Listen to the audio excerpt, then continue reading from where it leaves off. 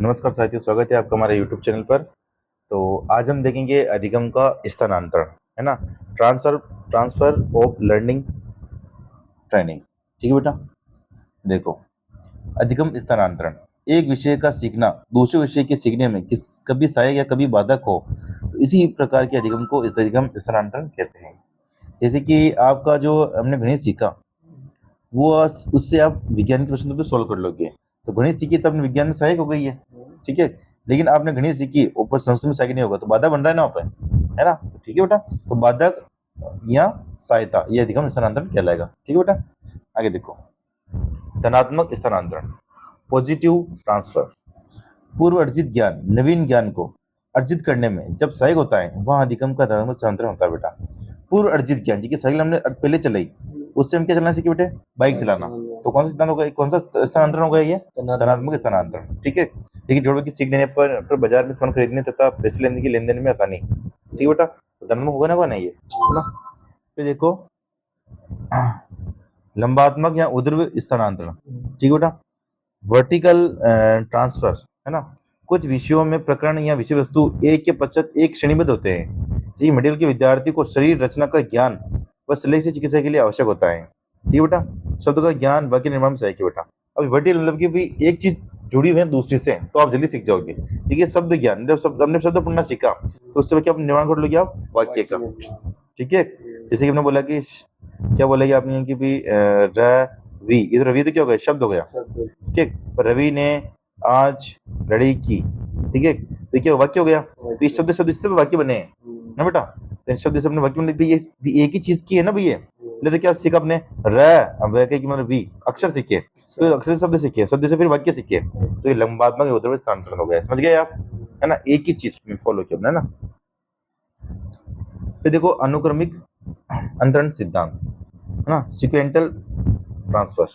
जब एक क्रम में किसी विषय के विभिन्न प्रकरणों को सीखा जाता है, तो उसे अनुक्रमिक अंतरण कहते हैं बेटा। छात्र पहले जोड़, फिर घटाव, फिर गुणा, फिर सीखकर अंत में भाग देने की प्रक्रिया सीखता है बेटा, है ना। तो सिद्धांत मतलब क्रम के अनुसार सीखेंगे, तो अनुक्रमिक सिद्धांत हो गया। ठीक है, ऐसे तरीके डायरेक्ट में बजू ला ला ला बेटला कोपिला भाग दूसरे ने, तो पहले देखो जोड़े सिखाएंगे, फिर बाकी सिखाएंगे, फिर गुणा सिखाएंगे, फिर भाग लास्ट में सिखाएंगे बेटा। तो एक क्रम होता है हर चीज का, ठीक है ना। तो अनुक्रमिक सिद्धांत हो गया। फिर देखो, क्षैतिज स्थानांतरण, हॉरिजॉन्टल ट्रांसफर। जब किसी परिस्थिति में अर्जित ज्ञान अनुभव का उपयोग उसी प्रकार की या समान इस तरह की परिस्थितियों में किया है, तो उसे क्षैतिज स्थानांतरण कहते हैं। जैसे कि एक कक्षा में भूगोल विषय का ज्ञान भूगर्भ समझने में सहमता प्रदान करना। क्षैतिज मतलब कि दूसरी कोई चीज हो गई, उससे संबंधित कोई चीज को अब अलग से पढ़ना। जैसे कि गणित का ज्ञान अपन विज्ञान में लगा रहे हैं, तो क्षैतिज स्थानांतरण है मतलब। ठीक है, दोनों विषय अलग अलग है, लेकिन एक दूसरे के काम आ रही है ना। ठीक है, ऋणात्मक स्थानांतरण, देखिए नेगेटिव ट्रांसफर। जब पूर्व अर्जित ज्ञान अर्जित करने में बाधक उत्पन्न होता है। ठीक है, नवीन ज्ञान जब देखो, जो पूर्व में अर्जित किया, फिर हम कुछ सीख रहे हैं नया, उसमें कोई बाधा उत्पन्न कर रहे हैं, तो वो क्या होगा, ऋणात्मक स्थानांतरण। ठीक है, जैसे कि टाइप मशीन पर अंगुली चलाने का अभ्यास लैपटॉप पर टाइप करने में बाधा देता है। टाइपर मशीन आपने देखी, वो तेजी के अंदर लगती है, खट खट खट खट खट खट खट, ठीक है।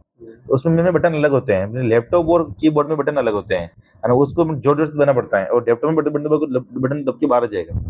ठीक है, तो बाधा उत्पन्न कर नहीं कर रहा है, क्योंकि टाइपर मशीन के अंदर ना बेटा ए बी सी डी अलग अलग होते हैं। इसके अंदर लैपटॉप के अंदर वो अलग अलग होता है फिर से। तो फिर जेल मोल का वो देखेगा वो बी कहाँ है, सी कहाँ है, डी कहाँ है। ठीक है, अभी आपको मैं कीबोर्ड दे दूं, तो आप मोबाइल में तो टाइपिंग जल्दी जल्दी कर लोगे, कीबोर्ड में नहीं कर पाओगे, है ना।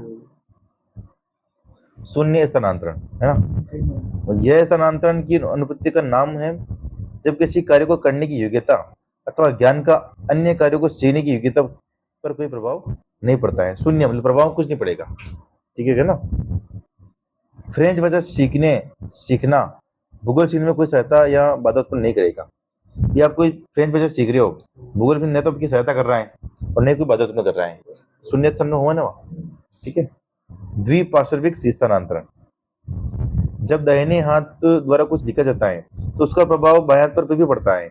जब हम दाएं हाथ पर से लिखते हैं, तो चाहे तो हम बाएं से भी लिख सकते हैं। तो द्वि मतलब दो हो गए, इस हाथ में लिख सकते हैं, इस हाथ में लिख सकते हैं, है ना। मनोविज्ञानी द्वारा दर्पण आरेख प्रयोग की सहायता से द्विपार्श्विक सिद्धांत सिद्ध किया गया बेटा, है ना। फिर देखो, अधिगम स्थानांतरण के सिद्धांत बेटा, किसने क्या क्या सिद्धांत दिए बेटा। मानसिक अनुशासन व औपचारिक अनुशासन का सिद्धांत है ना। समृद्ध तत्वों का सिद्धांत किसने दिया? थॉर्नडाइक ने। समनीकरण का सिद्धांत किसने दिया? जड़ ने, जुड़ या झूठ। पक्षांतरण का सिद्धांत किसने दिया? कोहलर ने। कोहलर ने अंतर्दृष्टि सूत्र का सिद्धांत भी दिया बेटा, है ना। और थोड़ा ने प्रयास त्रुटि का सिद्धांत भी दिया बेटा, है ना। फिर देखो दो तत्व का सिद्धांत बेटा किसने दिया? ये स्पीयरमैन ने, है ना। आदर्श मूल्यों का सिद्धांत बेटा किसने दिया? ये बागले ने, है ना। फिर देखो कक्षा कक्ष में अधिगम को प्रभावित करने वाले कारक, है ना। फिर कक्षा कक्ष में अब क्या अधिगम मतलब सीखने को क्या क्या प्रभावित करेंगे? तो अधिगम करते संबंधित कारक, अधिगम करते जो सीख रहा है उससे संबंधित कारक। बुद्धि, उसकी बुद्धि नहीं कोई तो नहीं सीख पाएगा। शारीरिक स्वास्थ्य, उसको बुखार आ जाएगी तो नहीं सीख पाएगा। तत्परता, उसमें तत्परता ही नहीं है सीखने की तो नहीं सीख पाएगा। अभिवृद्धि, उसका दृष्टिकोण मतलब कि आपका दृष्टिकोण, मैं आपको बोल दिया गणित पढ़ना तो आपको लगता है कि गणित हमको आएगी ही नहीं, तो आपका दृष्टिकोण, ठीक है। अभी प्रेरणा उसके अंदर, अभी मोटिवेशन नहीं है उसके अंदर, ठीक है। तो ये अधिगम करते संबंधित कारक है बेटा, है ना। फिर अध्यापक संबंधित कारक, है ना। शारीरिक स्वास्थ्य भी, अध्यापक का शरीर से खराब होगा तो सिखा नहीं पाएगा आपको। अभिवृद्धि भी अध्यापक के मन में भी तो होनी चाहिए, मैं मेरे को सिखाऊं। विषय का ज्ञान, है ना, मेरे को आप कह दो अंग्रेजी पढ़ो तो मेरे को आती ही नहीं है, ठीक है। तो विषय का ज्ञान भी होना जरूरी है। वाक चातुर्य मतलब बोलने की कुशलता भी होनी चाहिए। बहुत सारे क्या सबको आता जरूर है, ठीक है। जैसे प्रकाश जी की जिया उनको बोझ को जाता है, लेकिन वो दूसरे पढ़ा नहीं सकती, है ना। इसलिए वाक चातुर्य, है ना। व्यक्तित्व, है ना। शिक्षण विधियां, तो अलग टीचिंग का प्रयोग करना पड़ेगा शिक्षण विधियों का, ठीक है। और अभिप्रेरणा, है ना बेटा, उसमें प्रेरणा होगी तो दूसरे बच्चों में डालेगा वो, है ना। बच्चों में डालनी चाहिए अभिप्रेरणा।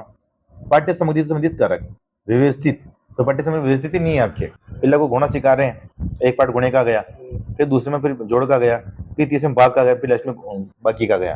तो पाठ अगर व्यवस्थित होगा तभी तो सीख पाएगा वो। तो पाठ्यक्रम में क्यों होगी ना सामग्री की समस्या, तो व्यवस्थित होनी चाहिए, रुचिपूर्ण होनी चाहिए। जैसे कठिन होगी मतलब कि आपको, मैं आपको बोल दूं कि लो आज किताब पढ़ते साइकोलॉजी की, फिर अभी अपने नोट्स पढ़ लिया तो आपको अब तो आ जाएगी साइकोलॉजी किताब, लेकिन ये रुचिपूर्ण होनी चाहिए, ठीक है। सरल से कठिन की होनी चाहिए, है ना बेटा।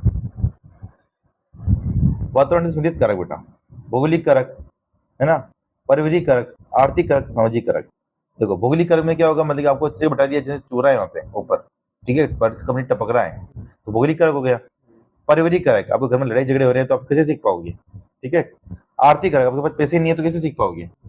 सामाजिक कारक, समाज के अंदर आपके नाम ही मतलब समाज के अंदर समाज से आपको जति बार कर दिया तो आपको दिमाग पहले से खराब, ठीक है, तो आप कैसे सीख पाओगे, ठीक बेटा। तो ये कारक थे, है ना। तो देखो अधिगम वक्र, अब हम पढ़ेंगे अधिगम वक्र, ठीक बेटा। मिलते हैं नेक्स्ट वीडियो में।